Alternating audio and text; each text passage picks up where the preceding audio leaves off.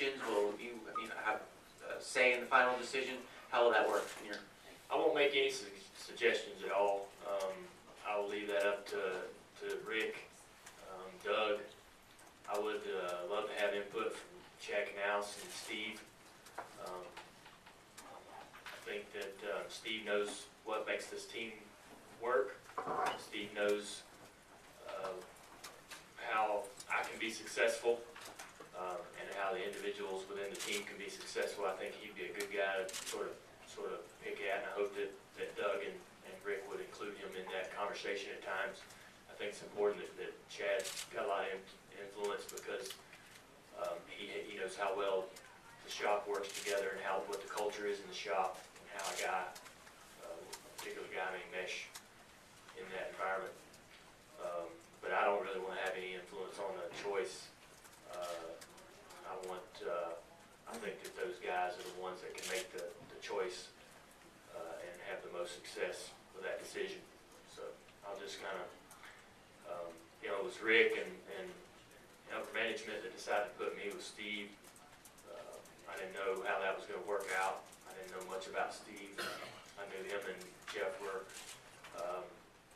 not really clicking at that point in time in their careers. So I didn't know exactly what was going to happen, but I just wanted to trust their judgment. That's what I'm going to do. Okay, next question from George. Yeah, Dale, over here. George Diaz on that Sentinel. You touched upon the cheerleading thing with Steve and how it made you a better driver. Could you expand on, just why specifically you connected with him so well over the last few years? Yeah, I think the reason why we got off on such we really took off at the very beginning of our working relationship because he was always positive. I've just been, I beat myself up and went through, such a struggle on the racetrack and professionally. I was having a hard time up to that point in the couple years before I worked with Steve. And, just things just weren't good at all. And I couldn't get anything, I couldn't get any traction, couldn't get anything going in the right direction. And I didn't know why I didn't run well. I couldn't see a problem with the team I was with. I couldn't see a problem with the people I was working with. I couldn't see a reason why we were so unsuccessful.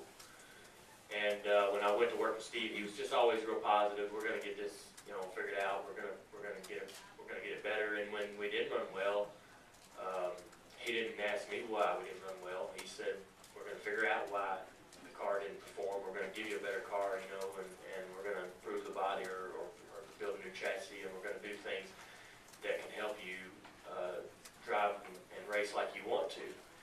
And then when we would go and physically do those things, build a new car or cut the side off of the car and take it back to the racetrack, we improved. So it took a lot of pressure off of me, as I wasn't the reason for all the failures and all the struggles in the past. And when he would, when we would not run well, he could point to an area where we could improve, and we would improve that area, and the performance would pick up. So it was just, it was a lot of fun, take the pressure off of me and just be able to go to work and see things, see things change and get better. That was just a great experience. All right, we'll try to get to as many questions as we can with Dale today. We'll take our next one from Brant. Brant James, ESPN.com. You said you were happy for Steve as much as you were with the momentum that you guys were, apparently coming into the season with. It was a tough just thing. Oh man, why now? Not really. I had a lesson back when I raced late models. I was working with Gary Hargett, and Gary Hargett and I worked together in '94 and '95, and he became kind of like a grandfather to me, and really, really, really close relationship. I spent a lot of time with him throughout the week and throughout the weekend. We went, when we went to the racetrack, we went together, and it was just a great relationship. And there was a day where I had an opportunity to moved my cars from his shop in Union County up to my shop to be able to work on them. It's an hour drive. And at that time, I was working at the dealership in Newton, and then I would drive to Gary's at the South Carolina line and work on my car on Wednesday nights, and then I'd drive back down on Fridays and go racing at Florence and Myrtle Beach on Friday and Saturday, and it was just a lot of driving around. And my father said, all right, we're gonna bring your cars up here, and I'll give you some space to work on them, and you can keep them up here and learn how to build these cars and fix them. And I was just missing out on that experience, being able to work on my own cars and understand them. But I had to take it away from Gary, and I wanted him to come up to the shop and work, and he didn't want to drive an hour up there to work, so he decided he wasn't going to do that, so we had to split up. I was taking the cars and moving the cars up to Mooresville because that was what was good for me in my career, but I was going to have to do it without Gary, and that was a real difficult choice to make. And that was just a lesson I learned early, that things in this sport, no matter how great they are and how much you enjoy them, aren't always going to stay the same. And this is just another situation where that's come true. Okay, our next question, Dustin. Dustin Long, MRN.com. What do you imagine life will be like without Steve as your crew chief beyond this season, and how has your time with him prepared you for the next step? Yeah, I think that Steve's, I've grown a lot as a driver working with Steve, and I feel confident that, we can continue to see success. The reason, Steve's, I want to give Steve a lot of credit for how I've changed, and he does have a lot of influence on the performance of the team, but I feel confident the team's going to be just fine, no matter who the crew chief is. There's a culture in that shop, and it's a culture of success and winning, and nothing, anything else is not acceptable. And I feel like that will continue after Steve's gone. So I'm not really worried about whether we'll be able to maintain our consistency and keep getting better. I think, and like I said, I think the things that I've learned and with Steve and what he's taught me and how I've grown as a person and as a driver, I'll be able to try to maintain that and carry that into the next relationship I have with the next crew chief. And I really feel like that he's helped me become much more professional behind the wheel in handling my responsibilities and communicating and carrying myself as an adult and as a professional. So that was a bit of a problem for me when I was younger. I kind of lose it behind the wheel every once in a while and argue and fight. And we definitely have moved quite a ways away from that. And there's part of me that's kind of ready to accept the challenge and see how the change affects the team and how, it's great that we've got a year to figure it out and find out who can come in there and take his place. And it's gonna be it's not gonna be easy. The easiest thing would be for us not have making changes, but that's not the way life is. So we'll face it head on. And but yeah, I think I've learned a lot, and it's going to be a challenge, and a good challenge, one I'm ready to accept, to try to create a new relationship with a new crew chief. And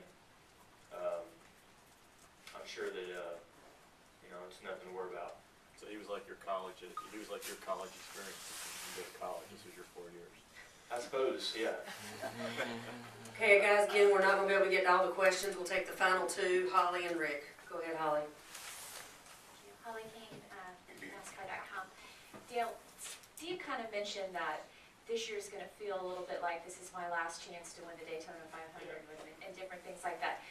If you were to be completely honest, do you feel like maybe it's I don't know if there's gonna be a different approach, if that's the right word, but could you talk about how this season is going to be, knowing this is kind of the last? Yeah, we talked about that, and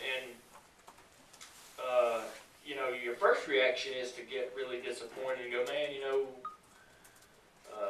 this is the last year, and you know, trudge through it, you know, and be sad. But after you think about it for a while, you know, it could have easily been a situation where they you know, he took a job in broadcasting this year, you know, and we left Homestead not knowing whether we would even work together again. So fortunately, we get to work together one more year, and you know, our friendship and our, I think how we enjoy working together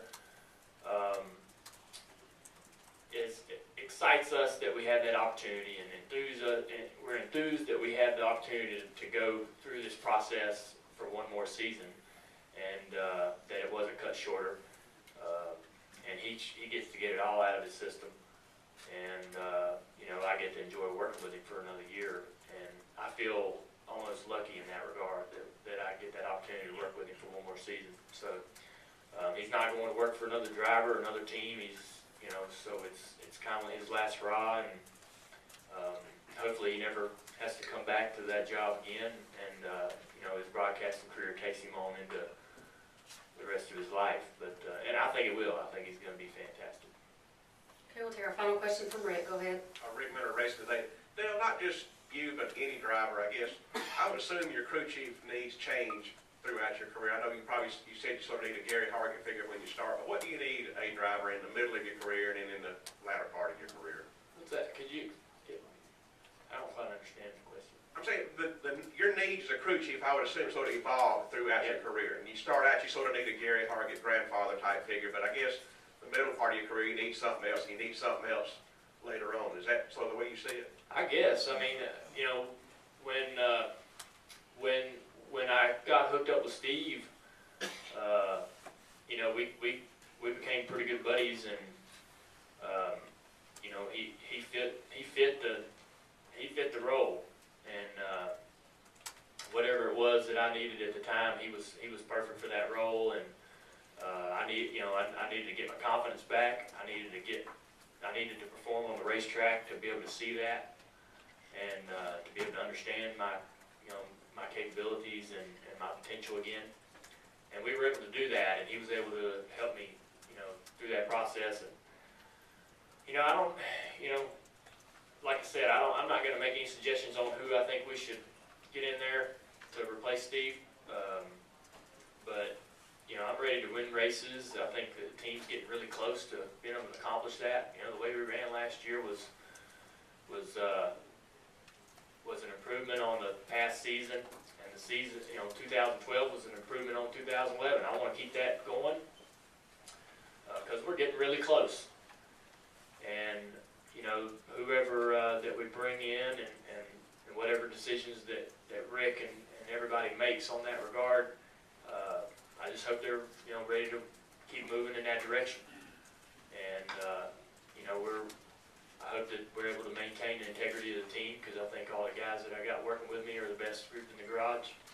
And you know, we'll just have to cross that bridge when we get to it. But like, you know, we got a whole nother season to go through. It's a long year, a lot of things that you know, a lot of challenges ahead at all these racetracks we got to run at, and we got a lot of, you know, things unfinished that we've got to accomplish this year. So you know, a lot of things going on, a lot of things to think about, and you know, we've got, you know, I'm confident in Hendrick Motorsports to be able to juggle that, to be able to